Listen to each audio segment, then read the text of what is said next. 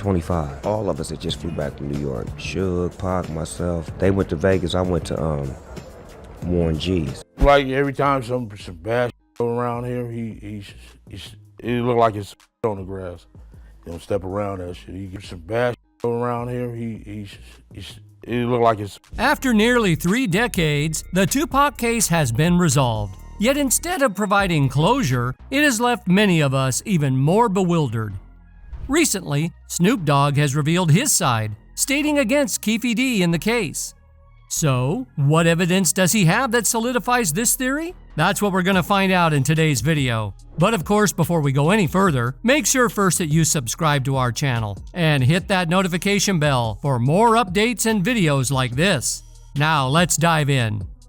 When news circulated that Tupac's life ended abruptly in Las Vegas as a result of a drive-by shooting, it sent ripples of surprise through the hip-hop community, immersing fans in profound sadness. His passing rapidly elevated him to the status of one of the most influential figures in the hip-hop realm.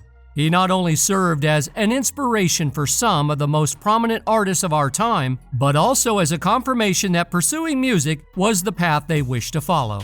Tupac's case posed a perplexing enigma, leaving everyone intrigued as the identity of the individual responsible for the shooting raised more questions than it resolved. With no clear perpetrator to be found, suspicion naturally shifted towards the man in the driver's seat. Therefore, it seemed reasonable to point the finger at him. Really can't believe that it's been 21 years since we actually got to hear from Tupac. Last time me and Tupac was on the same page. And I did an interview with Angie Martinez, and she asked me, how did I feel about Puffy and Biggie? As rumors began to circulate about Tupac's purported desire to depart from Death Row Records, this news understandably upset Suge Knight, the owner of the record label. When Suge Knight was asked about it, he replied, "Tupac would have strongly disagreed with you." He also mentioned a recent report in the New York Post that suggested Tupac was considering leaving Death Row Records.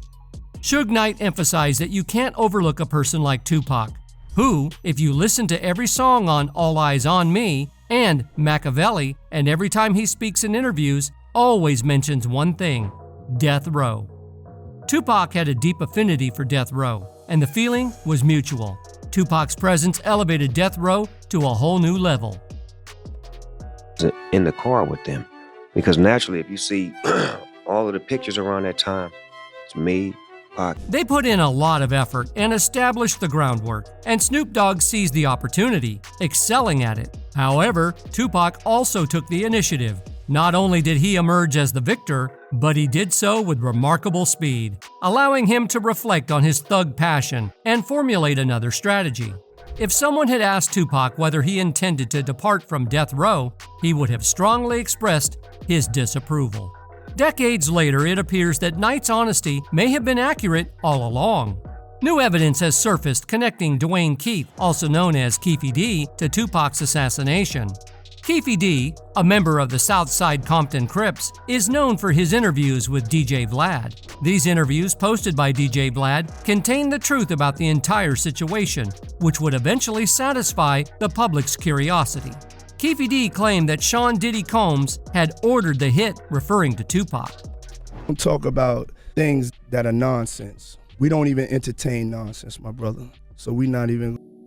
In part 14 of DJ Vlad's interviews, Keefe D seemed anxious and cautious, narrating his story as if he were caught in the act. The situation escalated when Tupac made a sudden move beneath his seat, which led to a confrontation.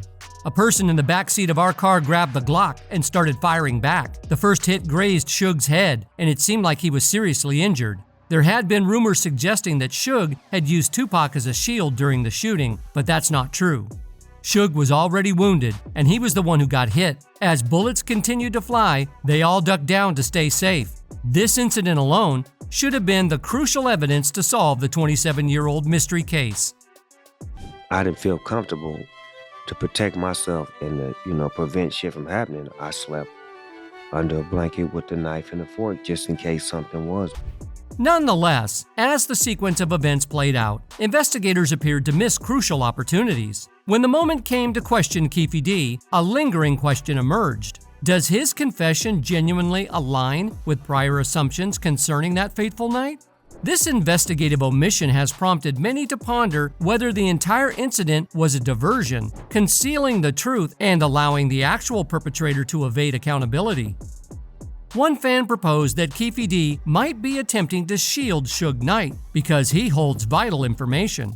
Keefe has maintained that alibi for years. While it's true that one can evade responsibility for a period, eventually past actions catch up. You feel like Puffy owe you? Yeah, he should. I think he should look out. He look out for everybody fucking else. In the midst of unfolding events, it became increasingly apparent that investigators had missed critical opportunities to uncover the truth. When the time came to question Keefe D, a lingering question emerged. Does his confession authentically coincide with the established beliefs surrounding that fateful night? This lapse in the investigative process has raised numerous eyebrows and led to a prevailing suspicion that the entire incident may have been a deliberate diversion, strategically designed to divert attention away from Suge Knight and safeguard his legacy from any potential controversy. Conversely, some have posited that this could represent a final resolute endeavor by law enforcement to ultimately and conclusively resolve this long-standing case, illuminating the darkest corners of the mystery. If you believe that all the Tupac theories were confined to the realm of rap, Orlando Brown might make you reconsider. During a conversation with Kankapon News, he floated an outlandish idea that Keefe D and Tupac Shakur are one and the same person. Yes, you heard that correctly. He suggested that Keefe D can't be arrested because he's actually Tupac, who many believe to be deceased. This notion sent shockwaves through the internet, eliciting reactions of disbelief, amusement, and bewilderment, with one user, Eyez on Tudish, humorously attempting to crack the case by mentioning Orlando's assertion that the police wouldn't arrest Tupac because, essentially, they'd be apprehending both Keefe D and Tupac's body.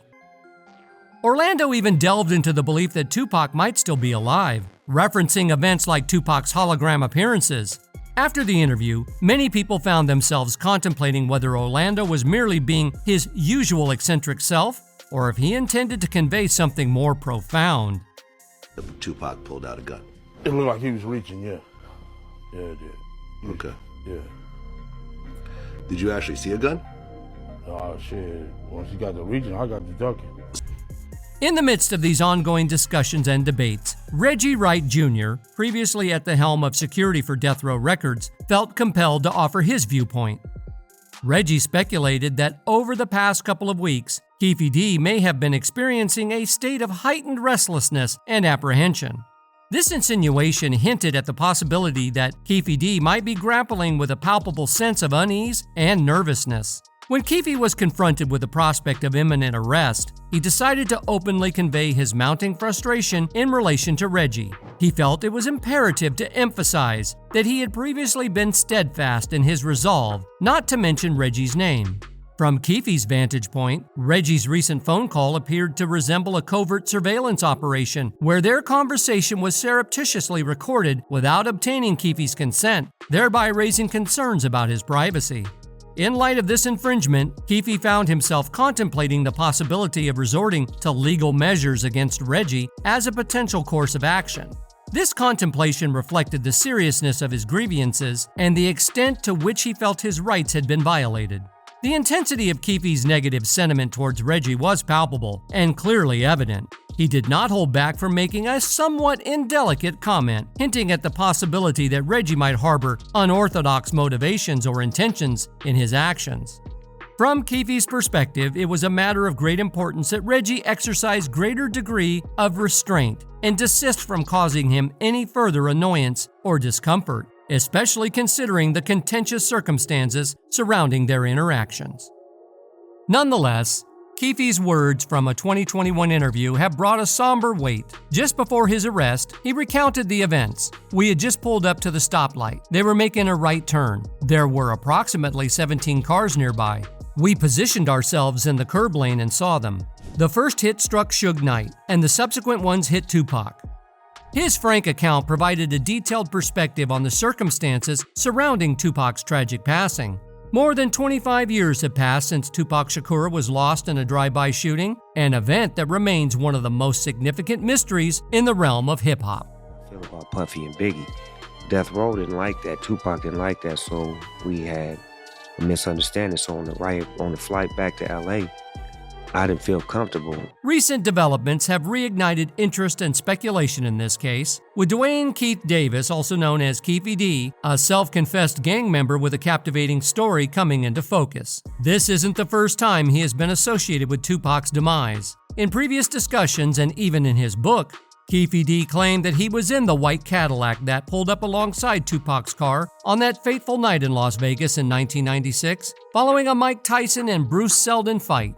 Tupac was hit 4 times and tragically passed away less than a week later.